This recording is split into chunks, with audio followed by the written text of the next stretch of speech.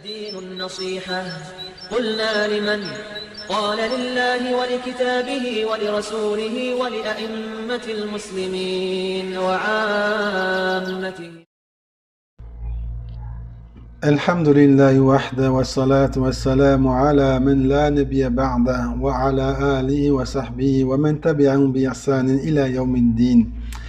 D'ici quelques jours, des millions de musulmans vont faire leurs adieux à leurs familles, à leurs proches, préparer leurs bagages et quitter leur pays et prendre une direction unique afin de répondre à l'appel du prophète Ibrahim alayhi salam.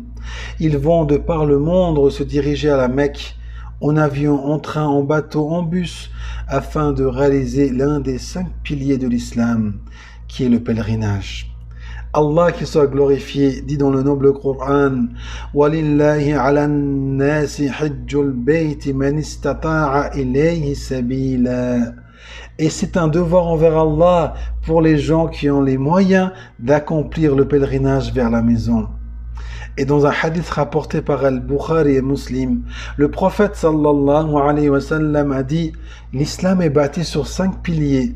L'attestation qu'il n'y a de divinité digne d'être adorée si ce n'est Allah, et que Mohammed est son serviteur et son messager, l'accomplissement de la prière, l'acquittement de l'aumône légale, la visite de la maison Al-Hajj et le jeûne du Ramadan.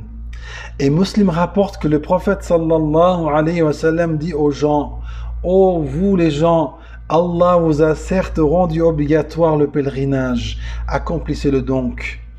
On a vu à travers le Coran et la Sunna que le pèlerinage est obligatoire au moins une fois dans la vie, même qu'il est un des 5 piliers sur lesquels repose l'islam. Mais il devient obligatoire à partir de quand et pour qui? Les conditions à remplir pour que le Hajj soit obligatoire sont au nombre de 5. Ces conditions sont reconnues à l'unanimité des savants. La première condition, c'est l'islam. C'est-à-dire qu'il faut être musulman.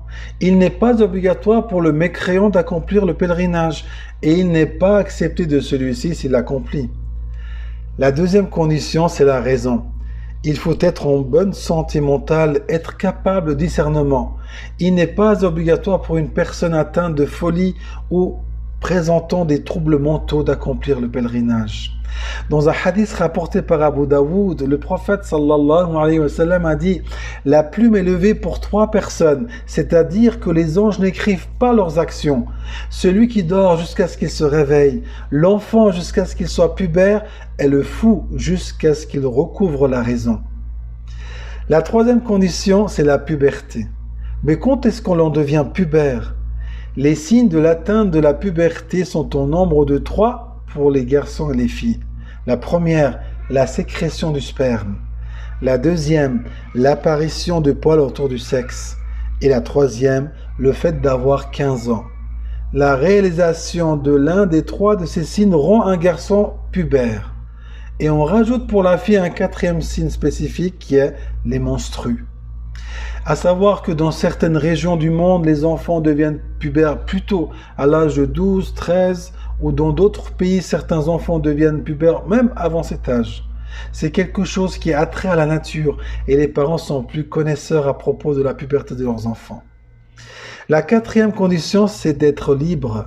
En effet, il n'est pas obligatoire pour l'esclave, comme l'a dit le prophète sallallahu alayhi wa sallam dans un hadith rapporté par Al-Bayhaqi: tout esclave ayant fait le pèlerinage puis ayant été libéré devra refaire un autre pèlerinage.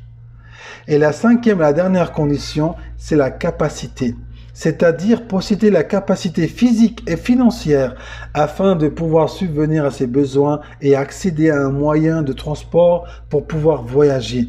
Comme l'a dit Allah Azza wa Jal, et c'est un devoir envers Allah pour les gens qui ont les moyens d'aller faire le pèlerinage de la maison.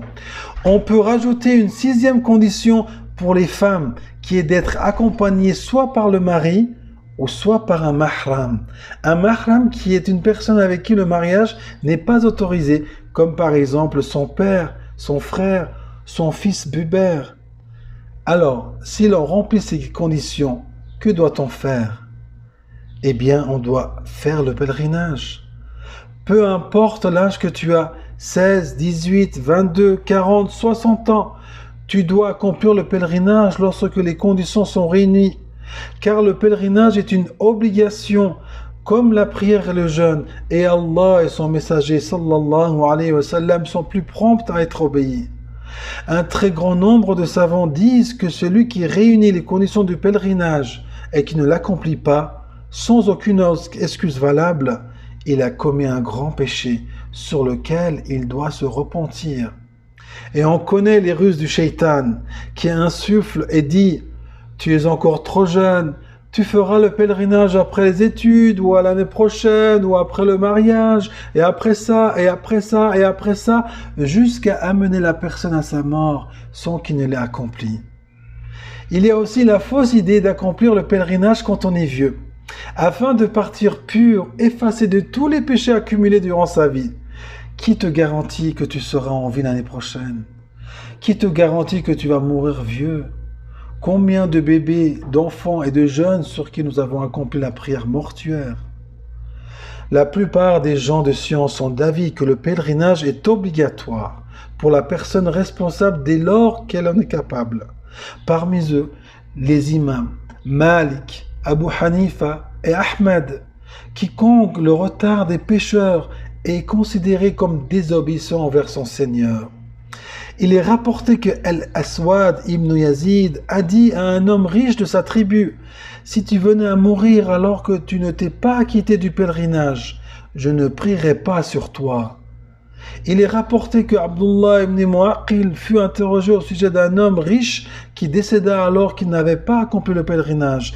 Il répondit « Il est mort en ayant désobéi à Allah. » Il est également rapporté que Saïd ibn Jubayr a dit « Si j'avais un voisin riche qui mourrait sans avoir accompli le pèlerinage, je ne prierai pas sur lui. » Prends garde, mon frère, ma sœur, à ne pas être paresseux quant à l'accomplissement du pèlerinage obligatoire, alors que tu es en bonne santé, que tu possèdes les ressources financières et que la route pour y parvenir est sécurisée, car rien ne te garantit que demain tu ne deviennes pas pauvre, malade ou handicapé, dont l'incapacité d'accomplir le pèlerinage. Et sache qu'Allah Azzawajal, par sa grande miséricorde et son immense sagesse, n'a jamais rendu une chose obligatoire pour ses serviteurs, sans que cela soit une grande source de bienfaits de réjouissance pour eux. Parmi les nombreux bienfaits du pèlerinage, je vais t'en citer deux. Le premier bienfait, la purification de l'âme des effets des péchés. D'après un hadith rapporté par Al-Bukhari et Muslim, Abu Hurayra radiyallahu anhu a rapporté que le prophète sallallahu alayhi wa sallam a dit « Quiconque accomplit le hajj pour Allah azawajal sans jouissance sexuelle ni péché, reviendra dénué de tout péché, tel le jour où sa mère l'a mis au monde. » Le deuxième bienfait, il affranchit de l'enfer et sa récompense est le paradis.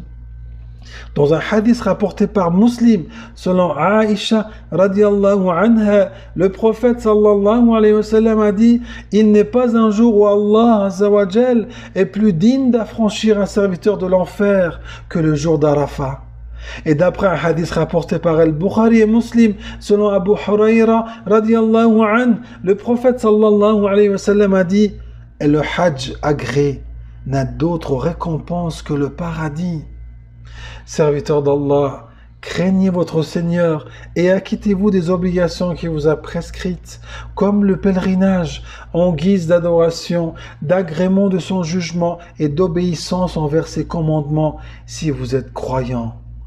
Le savoir parfait appartient à Allah Azzawajal. Et notre dernière invocation est qu'Allah, Seigneur des mondes, soit loué et que la paix et le salut d'Allah soient sur notre prophète Mohammed, ainsi que sur sa famille, ses compagnons et ses frères jusqu'au jour de la rétribution.